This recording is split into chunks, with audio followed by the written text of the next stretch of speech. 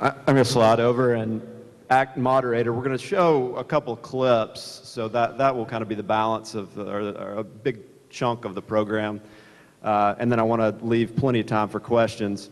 But first, Craig, we've talked, dozens and dozens of times. I've written a lot about you, but I don't think I've ever asked how you and your brother got into filmmaking.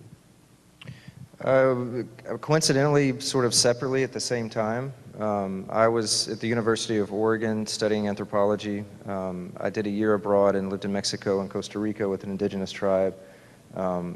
Came back and was upset with myself that I didn't have a camera with me during that whole experience, and started taking more anthropology type classes that related to ethnographic film, but also felt like it really wasn't the right fit. I wanted to find something different.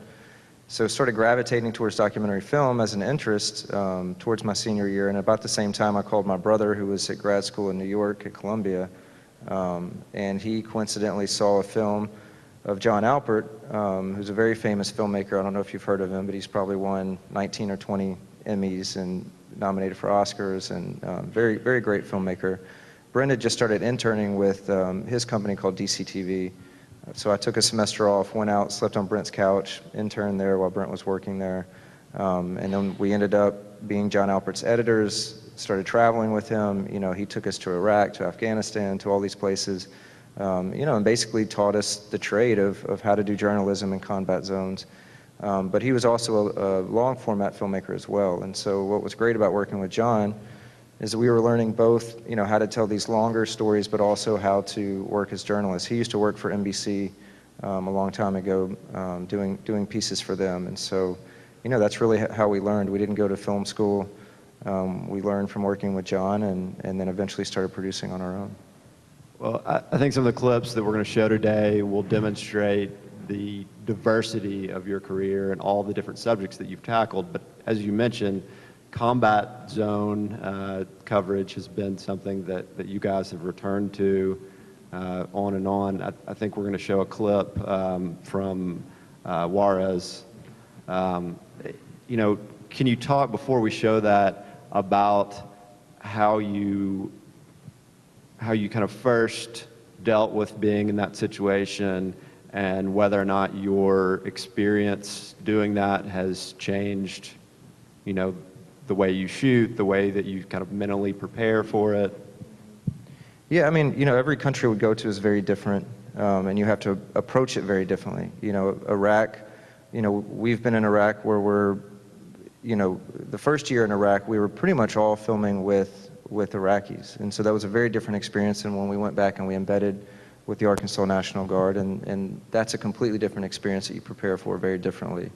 Going to Juarez, Mexico, was probably the most difficult thing to prepare for, especially when you know how many journalists that they kill on a regular basis in Juarez and Mexico overall. So, going into Iraq, yes, obviously you're expecting to have, combat situations, but you're also with soldiers who are protecting you at the same time. Juarez is a very kind of eerie place because we go in there, and our method of staying safe is basically to fly under the radar. So that means we don't have a big security team. We have one guy that watches us. That's it. He carries one pistol. You're never going to outgun the cartels if you come across them, so it's pointless to even go that route. So that's how we prepare. In Juarez, we try to be as invisible as possible. I speak fluent Spanish. Our security guard is like, you don't speak Spanish, you don't talk to anybody, let me do all the talking. Once we actually get in and start telling a story, that's different. But in terms of if we're on a scene or if we're somewhere where we don't know the people, it's just as cautious as we can possibly be. We never tell anybody where we're staying. A lot of the times we walk back and forth over the bridge from El Paso, so we'll put all of our cameras in our backpacks, because you can't trust the police, you can't trust the military there, you can't trust anybody. So, we walk across looking like tourists. We always make sure at the middle of the bridge from El Paso to Juarez, we can see when his car is parked, so we don't walk off that bridge till we see his car, and then we get in his car and we go off and do our reporting. And what you're using cameras that, the average person might think is just a tourist camera. You're not using big rig. Yeah, where's Steven? Okay, so Steven has one of my cameras here. It's all right, they can see it, but these cameras now, you know, you can do both video and photography on these cameras now, which help a little bit.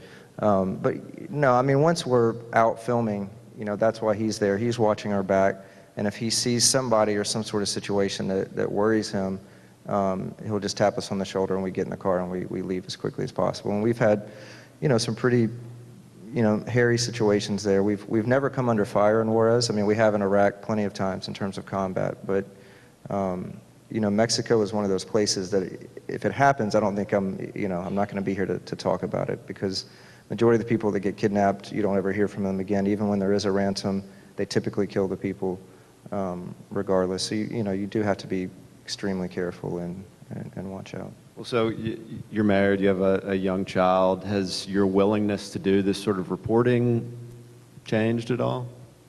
I wouldn't say it's changed in terms of, yes, absolutely. I mean, I've always been careful, so I wouldn't say I'm more careful, because we take very calculated risk. We're not adrenaline junkies. We don't, you know, parachute into combat zones, you know, because we get a rush out of it. I mean, we're trying to tell a story, and my wife, I met her in this field, so she respects that part of the storytelling and doesn't want me to stop doing what I'm doing. But yes, I'm certainly more careful about it. I try to not take these trips where I'm gone for a month at a time. I mean, when we were doing Iraq, we'd be embedded for, you know, 4 months straight in Iraq type of thing. And so obviously with a young child, I'm trying to, you know, if I leave for a week, and then I come back for a few weeks and that sort of thing. Okay, well, set up this Juarez clip for us.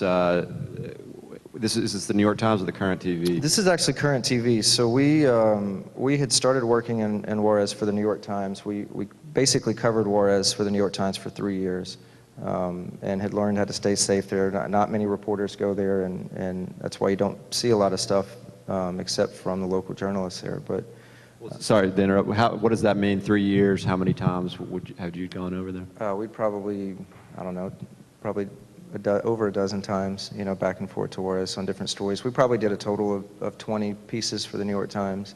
If you go to the New York Times website and go to their video page and just type in our last name, you can see all the reporting that we've done for them in Haiti, which we'll talk about a little bit later. But so we had been doing that coverage, and so Current TV, I don't know if anybody ever watches Current, but they have a great documentary series called Vanguard.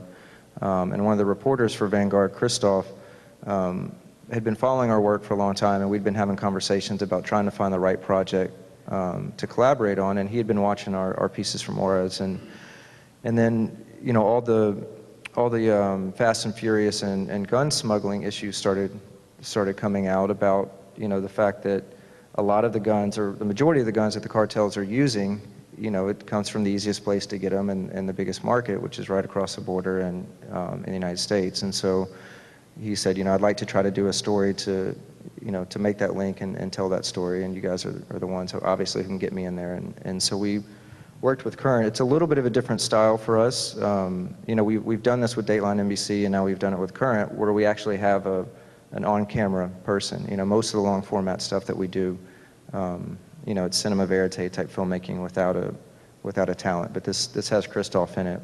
So this was an hour-long documentary that we did called Arming the Mexican Cartels, which is basically about gun trafficking.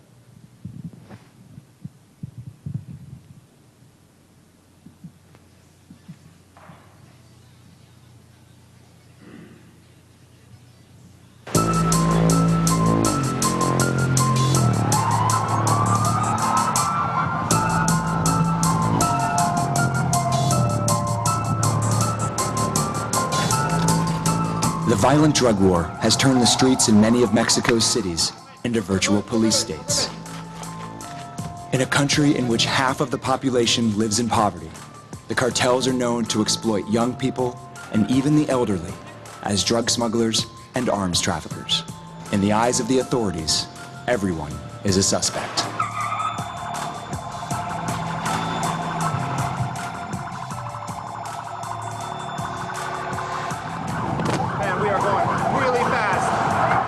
Traveling at speeds of 70 to 80 miles an hour through narrow streets and along dirt roads, the police move from one crime scene to the next, chasing what seems like a never-ending body count.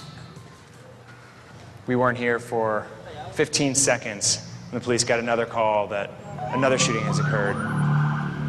It's another shooting in another street. We spent the entire night driving from one murder scene to another.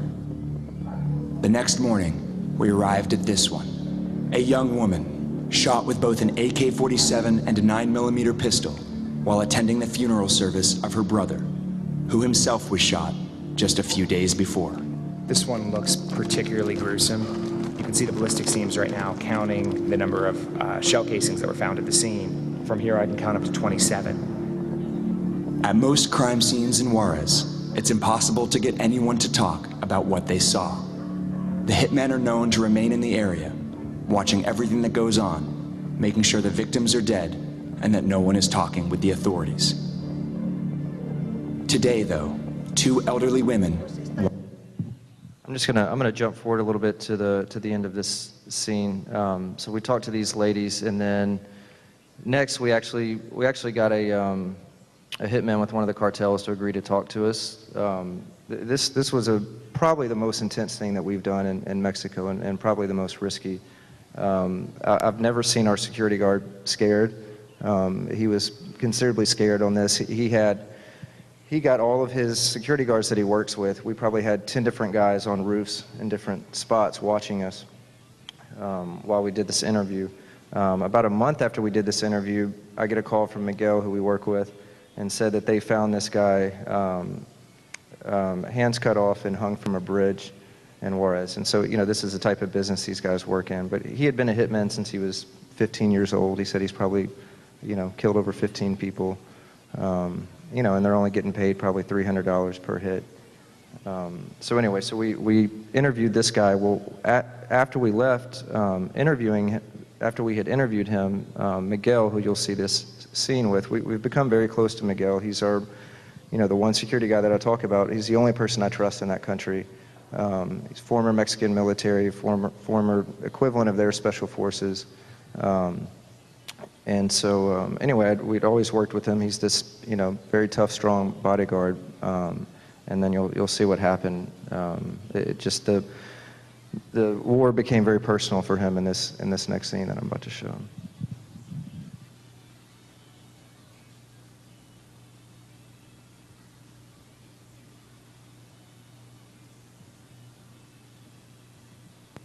Viene a distancia César y Elsa. Okay, perfecto. These guys go to the north, and right now I'm going to the south. Miguel, how do you think that whole thing went? Were you nervous at all during the interview? Yeah, because this people is unpredictable. As we drove away from the interview with the hitman, eerily, almost immediately we came upon another murder on the streets of Juarez. Looks like a typical hit. Guy was shot while driving. What do you think happened? Oh, this is normally for bodies. This is the same scene, only change the bodies. Had Miguel looked through the lens of our camera, he would have recognized that this was not just another one of the killings he sees every day. The victim was, in fact, his cousin Mario, an American citizen who worked as a supervisor in a factory in Juarez. He was killed in either a kidnapping attempt or a carjacking, gone tragically wrong.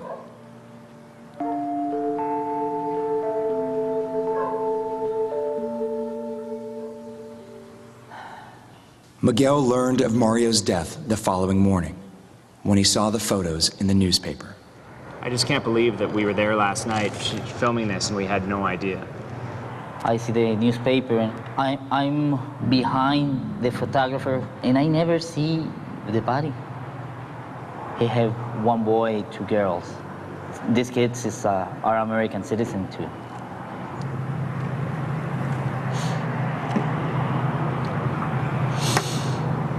Oh man.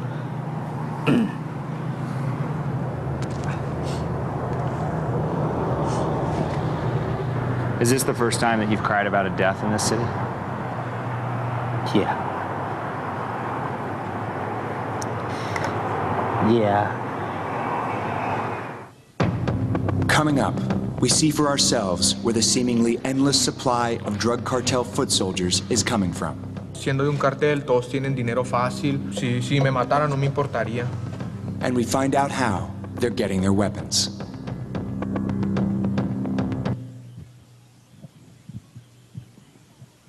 So it seems like by participating in the film and helping you out, that this is a tremendous risk for Miguel. Yeah, I mean, this is his business. I mean, we did another story about him, sort of about, he's very conflicted right now because, you know, when we first met him, he had this very small security company. It was him and maybe 5 other guys. They were, you know, providing security for hotels and occasional journalists that came into the country. Well, now, because the violence has gotten so bad, his company has really grown. I mean, he's got, you know, I think almost 200 employees now. He's one of the biggest private security firms in Juarez, but, you know, he talks about, you know, he would much prefer his business to, you know, to fail and to have his city and his country back. And he was born in El Paso, so he has an American passport. He has the option of getting his family out, but he doesn't want to leave. He's very proud to be, you know, from Mexico, and in terms of his heritage, he likes living there. But his family is essentially prisoners in their own house. I mean, we go to his house all the time to eat and have dinner, and he's got armed guards in a gated community around their neighborhood. You know, he doesn't let his kids or his wife go anywhere without him or one of their bodyguards. You know, so it's quite a sacrifice that he's making to be there. But yeah. You mentioned that this project came about because you'd done all this work with the New York Times. You had, you know, kind of a body of work set in Juarez, experience, and then Current came to you to come up with a project. So it's kind of this collaborative deal. How do you guys typically come up with a project? Is it mostly assignment? Is it something that you stumble on, or a mix? It's a mix. You know, now we have more people come to us with ideas or stories, or, you know, occasionally, like, you know, Dateline called us about a year ago and said, you know, we really want to do something on youth violence in Chicago. We think you guys are the right people to do it. And so we get that occasionally. I mean, that's great when that happens. Typically, we're coming up with ideas.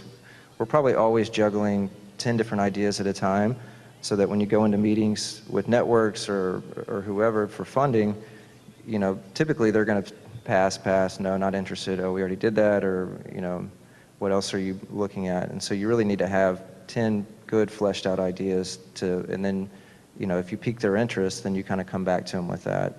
The other thing that's getting really hard is you used to be able to have a concept or an idea at these pitch meetings, and now everybody expects video, and so you really have to have already taken the time and the expense to go to one of these places on your own dime and try to develop it and get somebody to pick it up.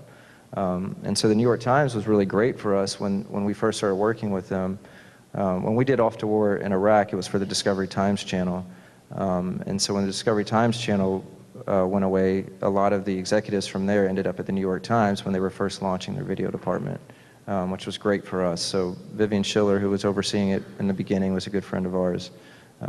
You know, and she really wanted to bring this type of filmmaking to their journalism to have it be different. So they started asking us to produce for them, but they didn't have a lot of money. So we said, okay, well, cover our expenses, you know, as much money as you can give us, but we want to maintain rights to everything that we're shooting, so that we can develop into longer stories. And that's worked out pretty well. We did this piece, and the Haiti piece, which I'll show in a little bit, has also turned into a feature film that we're working on right now. So the New York Times seems like a perfect fit for you because you're able to do that cinema verite style. Is there any tension, you know, in doing something like this Vanguard piece, working for Dateline? Brent's doing the 60 Minutes thing, or I guess y'all both are. Is it a kind of the things we have to do to pay the bills, or are you okay with doing these different styles? I like it. You know, I like to do different stuff. I mean, if I had my choice, you know, every film we make would be an HBO cinema verite film, but that's difficult to do. And can you talk about why you guys are so passionate about verite? I just like, it's like making a feature film, you know, and I think that's, you have the time to really capture a viewer, and you have their attention for an hour and a half straight. You know, it's like somebody walking into a movie theater. You know, you have that captive audience, and And the way everything is going now with, YouTube generation and people's attention span, it's hard to do that, and so, and those projects take us sometimes 2 years to complete, and so, that's kind of a bummer too. It's like, you don't really get to be putting stuff out, and so I love working with the New York Times, and I mean, we turned this piece around for Vanguard in a month, and so it forces you to get stuff out there and keeps your name out there. The New York Times is great because we might walk into a meeting with HBO or Dateline, and they're like, oh, hey, I saw your piece yesterday on the Times, because their video well, the day that it goes up is right there on the front of the New York Times. So we get more viewers on those clicks than we do on any broadcast we've ever done, because it's worldwide and immediate. Well, let's show the Haiti clip. Can you set it up for us? Yeah, absolutely. So Haiti, we had started talking to the New York Times about wanting to do a piece in Haiti, and this was before the earthquake. And we said, we'd like to go down and do a series about how Haiti is turning a corner, in terms of they've gotten security under control, tourism is slowly starting to come back. Clinton had just gone down there on a visit, and so we said we'd like to go down and do a 5-part series about this. So we went down, spent a month filming, came back, started editing. The day that we were going to post that 5-part series, the earthquake hit, literally the same day. I mean, we were at the New York Times in the newsroom about to publish these. So, of course, immediately that entire series was irrelevant. So we just scrapped it. But we had just left, so we had all of our fixers in place. We had all these characters that we just met, and so I got on a plane, flew to the Dominican Republic. I managed to get Nestle, another driver/fixer. I don't know if you're familiar with the term fixer. It's just that's your do everything person in a country. If my advice to anybody wanting to do journalism or go to these places is, if you want to survive, you get a fixer that you can trust. Because in every country they're the people that are watching your back the whole time. And so, anyway, I got a hold of Nestle and said, meet me at the border. He came, picked me up at the border, and within a day I was filming. So we beat a lot of the journalists down there and got a lot of footage that nobody else had, because we were telling it from a Haitian's point of view, and we really don't like to do sort of packed journalism. If during the earthquake, once everybody started showing up, if you went to the general hospital there, I mean, it was like a scene. You had every major news person from Anderson Cooper to Sean Penn was there, and I mean, it's great because it does bring a lot of attention and it brings a lot of aid, but there's also a side of it that really turns me off in the sense of the way that's done. And so we try to go as far away as we can from those scenes and tell stories about the country that we're covering.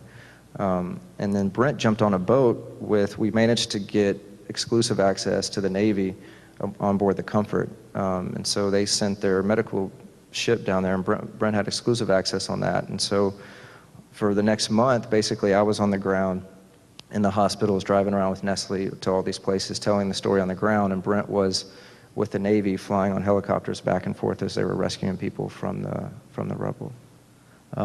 So I think the clip there's 2 Haiti clips. I'll see how much time we have. Since I just talked about Nestle, and it's kind of similar to Miguel, I'll show this one. So again, this was one of those things where the person who we're working with, it turns personal for him. The second we got with him in the country, he said, okay, we can start working, but I really need to figure out what's going on with my family. He had not located or found any of his family members. So many houses were destroyed, and so we filmed him going to look for his family.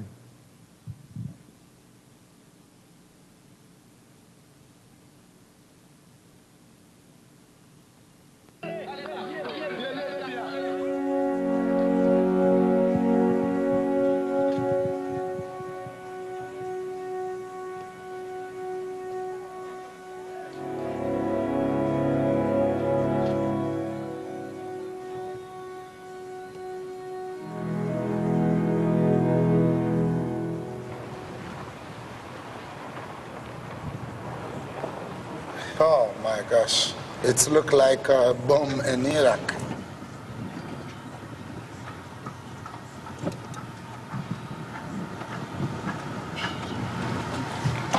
Confirm? Regardez, mon partenaire que les Mérilis qui est dans la zone. Mérilis? Ils ont petit que les Fegnol.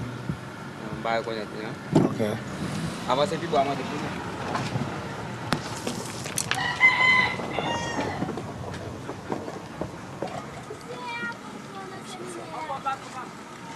Bonsoir. Kon patne que le Merilis nan zon nan la, monsieur kon pêche poisson, monsieur kon petit li que le fegnol.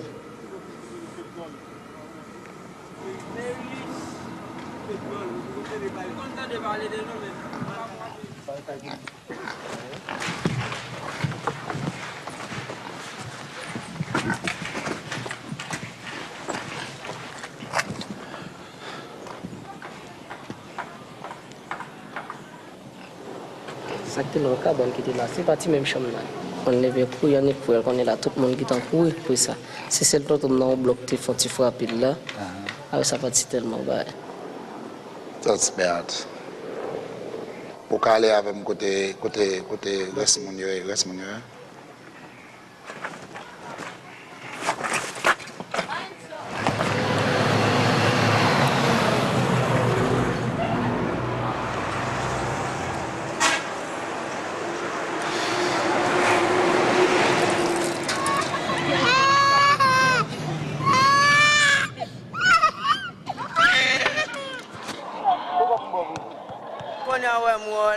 Je me sens mal à l'aise, j'aime gros tout. Comment tonton Maurice? Je ne sais pas qu'à marcher. Moi, je sais qu'on bol puis coq net. So qui côté nous est là?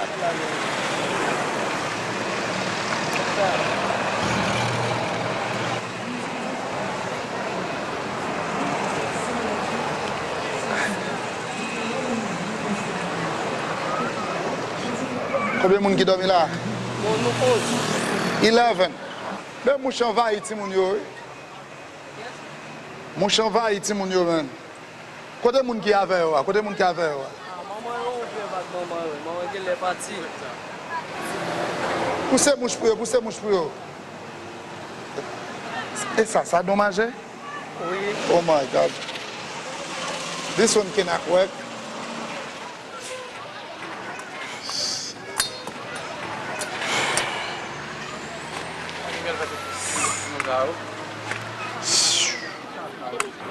Oh, I think we have to go, Anna.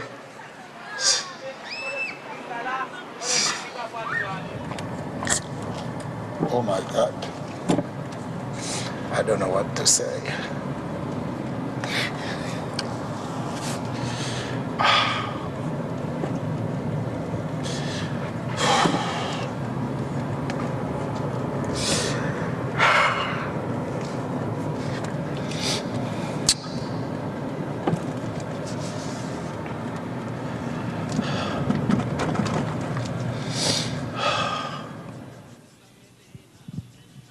So you mentioned your content arrangement with the New York Times. You guys are putting together everything you did for them in Haiti into a feature-length documentary, right? Yeah, it's going to be a feature. We're talking the documentary channel right now. I think we're pretty close to a deal with them to release it probably, winter or spring, probably. The earthquakes, the anniversary for the earthquakes in January, but I think we're actually going to wait and do it after that. But yeah, so essentially, while we were filming all of this story, we came across these two kids, David and Gedleen. Brent was filming on the boat when they were rescued. Both of them had been buried in the rubble for 3 days when they pulled them out. David's father had actually given up, thought he was dead, and had gone back to the house 3 days later to try to get some belongings from underneath the rubble, and heard him, moaning, and they managed to get him out. He had lost an arm and a leg. Gedleen, she was about 12 years old. Her spine was crushed and she couldn't walk, and so they flew them onto the Comfort. Anyway, so we ended up following these two kids for the next year and a half. Brent actually just filmed with Gedleen yesterday in Boston. And so the film will start, in Haiti right after the earthquake, and you'll see some of this stuff. But then once you meet these two kids, it's basically a story about these two children and what happened to them. Because it's just, so much of the footage like this is just really, really hard to watch. And I don't know if viewers could sit through an hour and a half of a story like this without any sort of hope or, and not to be unrealistic, but you need something, and so at least with these kids, Partners in Health managed to get them to Boston, got them care, ended up, by the end of the film, they're walking, speaking English in a school in Boston. And, so at least there's, some hope for some of the Haitians. And this, specifically the story about the two children is what you won the DuPont Columbia Award. So I think we have time for one more clip. Can you talk a little bit about the project that you've done, that you're working on now, the other one, the local one?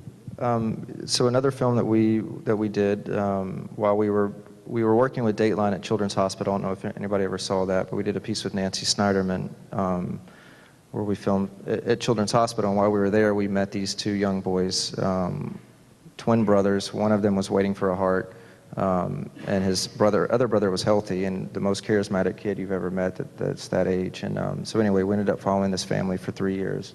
On and off. We're still filming with them a little bit, but basically done. And so this will be a feature film that will come out in the spring that we're finishing, called My Brother's Heart. And it's basically just a whole long family saga about this family at Children's Hospital and the way that, the poor health of this kid, what it does to a family. And you got a grant from the Ozark Foothills Film Fest to do this, and the film is going to premiere there, is that? Yeah, we'll do a screening. I think we're actually going to end up doing a screening hosted by them in Little Rock. Okay. So look out for that. It's called My Brother's Heart. But yeah, and then, so they'll do the premiere, and then we'll also, try to premiere at some bigger festivals. So do we have a clip we can see of that? Yes, absolutely.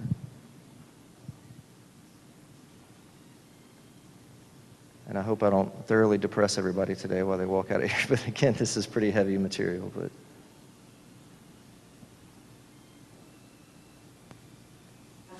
начинаем рожать потихоньку. Ольга, последнее махание. Окей? Very nice. Very good. Not easy. All right. Good job. Oh, look, Olga. Yeah, look. 1, 2. Congratulations. Thank you. ×2.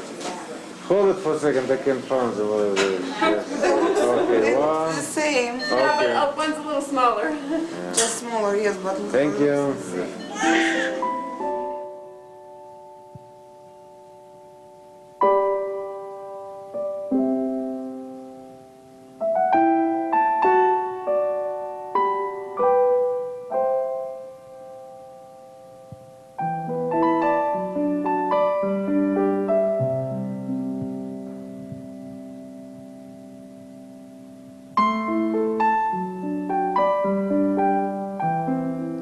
My name is Philip. That's me and my twin brother, Anthony.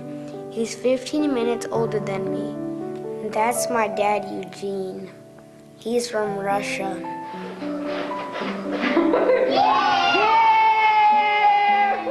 We used to be a happy family, but then my brother got sick.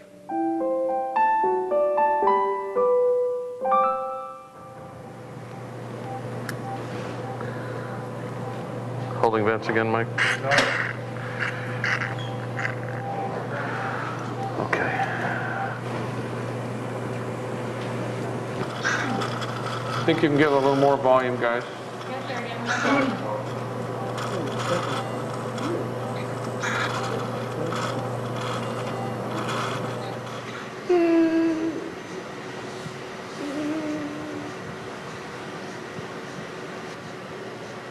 Do you feel good?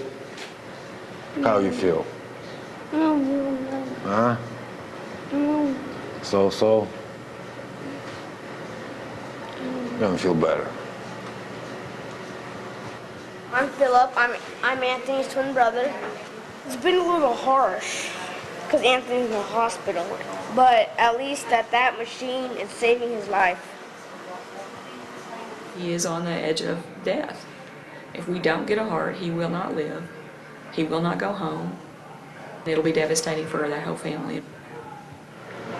You feel better a little bit, no? Still feel bad?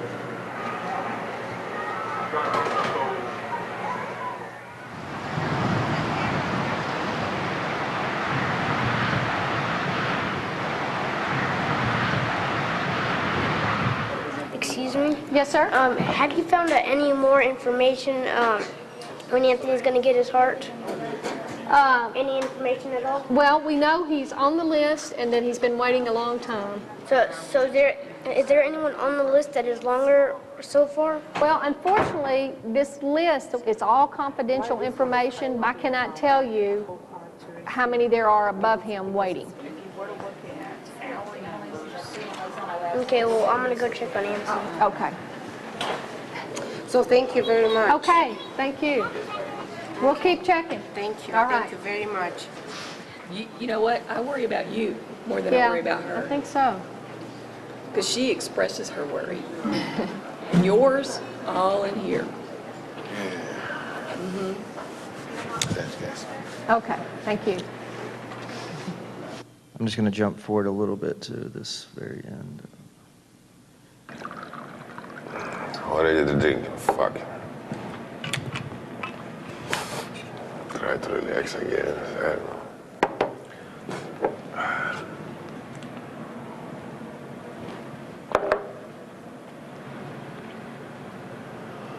They tell me that everybody praying for the heart, everybody praying for the heart.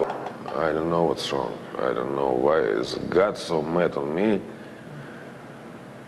I know the God cannot be mad on Anthony. He didn't do anything wrong yet.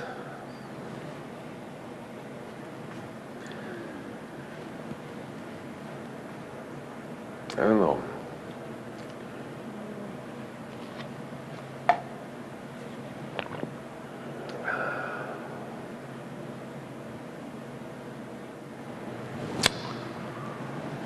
I just don't know.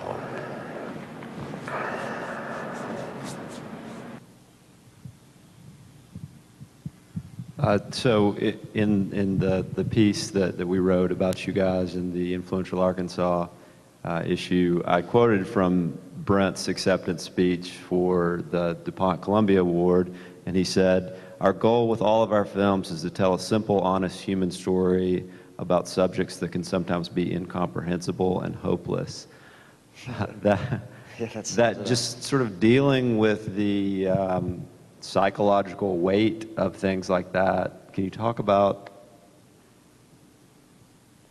Yeah, I don't know. I mean, I guess it's kind of like these doctors, you know, I mean, who are doing these heart transplants on children, you know, every single day, or you go to Children's Hospital and you see these, you know, doctors dealing with, you know, stories like this, but then you also see so many kids walk in and out of that place that are, you know, miracles that they're alive, and the way that they save these children, and you know, and so you have to just keep telling yourself about the power, you know, the power of the media and the power of, you know, the stories that we tell. And you know, Partners in Health, when we showed these New York Times stories, I mean, it's great. I mean, people ask me all the time, like, what's an organization in Haiti I can really get behind? You know, I don't have to worry about corruption, and I always say Partners in Health, because we've, you know, watched them, you know, change people's lives. And so, you know, that's our job while we're there, is to try to, you know, bring these stories to a wider audience, and bring, you know, bring light and bring attention to these stories. And, you know, and we really truly believe in old school journalism. You know, we like that storytelling that's unbiased. I mean, if you watch our Iraq series, we have no political stance in that series at all. I mean, we went to document the deployment of the Arkansas National Guard. We filmed, you know, soldiers who were very pro that particular war, other soldiers who were not, but we never insert our beliefs, and we really, you know, believe in that kind of storytelling. So, you know, psychologically, I mean, I guess that's how I, you know, process it and deal with it, is just, you know, trying to contribute, you know. We have a break in our scheduling at the Clinton School, so that's why we've gone a little long. I wanted to get all these clips in. We have two panels going on at the Old State House and at Central Arkansas Library, so if you're planning on going to either of those, I suggest that you take off. Otherwise, I'd like to open it up for the next 15 minutes to questions from the audience.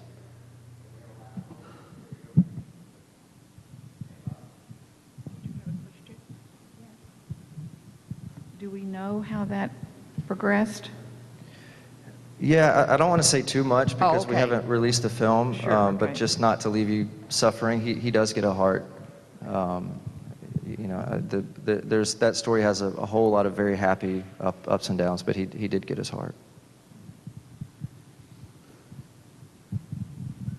How would you film, or would you be challenged to film, the story that goes from horror to success in understanding warming, or the structure by which we can hold a thought, move a thought, and realize research in motion? Do it as partly art, partly science, though it may challenge governments in business. I'm not sure what the question is exactly. How would you film, or how could you approach a story that transforms or transfigures horror to the celebration of the gift of life when your technology is very small? Right. But governments can be very corrupt. Right. And to expose that, right, or tell that story. It's really different with every single project that we do. A lot of times we don't really know what story we're going to come away with. We might have an idea when we arrive. Haiti in the earthquake, I mean, we had a sense of what the stories would be, but not really. I mean, it's very broad, and that's the challenge of what we do, is to get in there, find a story and I mean, for us, it's all about access. I mean, the way you tell powerful stories is getting access to the story. And then once you have that access, that's the power of really moving people and finding that. And so, when I talked about the approach of, it's different. I understand the constraints for CNN and those type of places, but they jump in, they jump out. The stories are a little more surface. We really try to attach on to local characters and take you through what they're going through, because we feel like it moves people in a different way. And so, the same thing if it was corruption in government. I mean, I don't think you can change people's minds if you're cramming something down their throat that comes from a certain bias. I think the way you change people's minds is you present it objectively, you put it all out there, and then they make up their mind about it. And so that's one reason we don't do activism films, or we don't do political films. I mean, I feel like there's a lot more power in just putting the information out there and letting people decide, on their own. And so if we were going to approach a story about, now if it was just pure corruption that's obvious and 100%, then that's different, and we would go about ways to expose it. And the cartel piece, we did a lot of hidden camera filming at the gun shows and places like that. But even then, we don't take a stance on, you would have no idea if I'm pro-gun or want more gun rights or what have you. We just presented the evidence. We showed how easy it was to get guns at these gun shows, but it's not up to us to tell you how to, vote on those or candidates to vote for, type of thing. I don't know if that answers your question, but I would just say through the characters. I think that's the most powerful way to do it.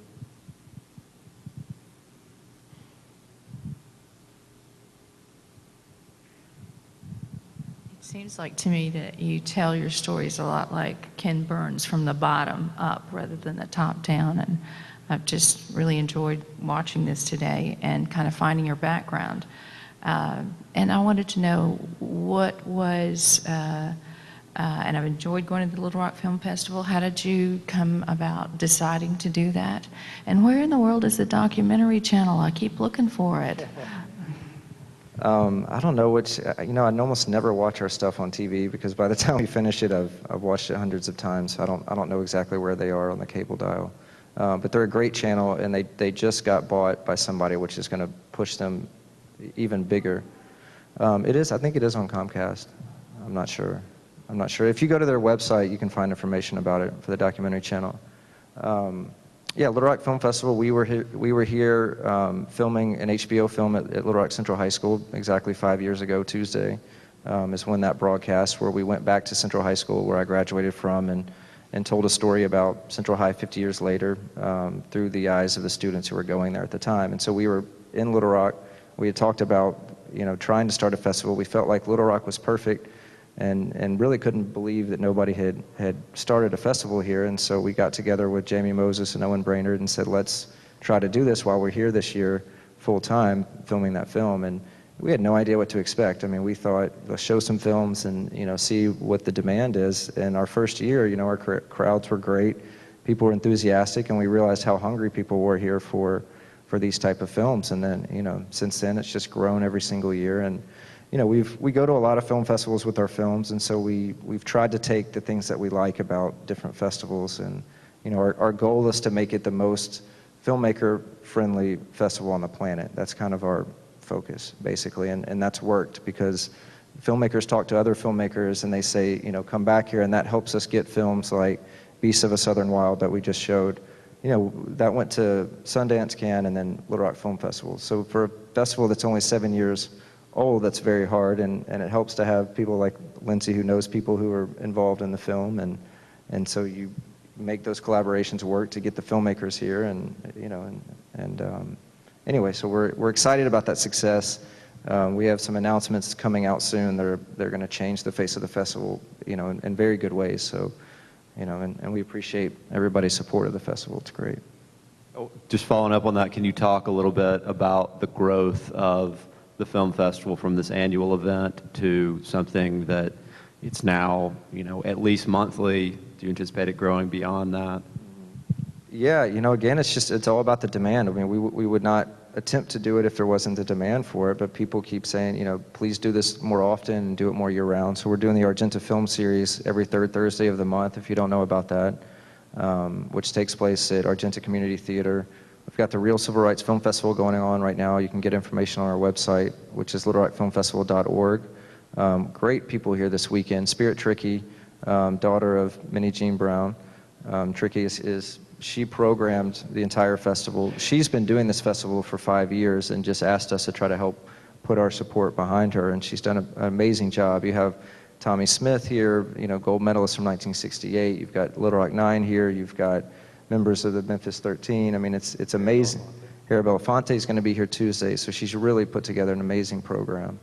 But yeah, I mean, just, you know, if people ask us, we'll keep putting out more programs. And the horror picture show we have coming up in March also. Do we have any more questions? Civil Rights Festival, is that at the bottom of Cantrell Hill, or where's the location of that? The Civil Rights Film Festival today is taking place inside the Peabody. They have a screening room called the Conway Room. If you walk into the Peabody on the right side, you'll see our volunteers. All the screenings are free, thanks to the National Historic Site. So every screening is free, but you do need to RSVP for tickets. So if you go to lrff.eventbrite.com, you can register for tickets, or just go to our website, littlerockfilmfestival.org, and you can see information on there. But yeah, great lineup that she put together. Oh, also it moves to Argenta Community Theater on Sunday.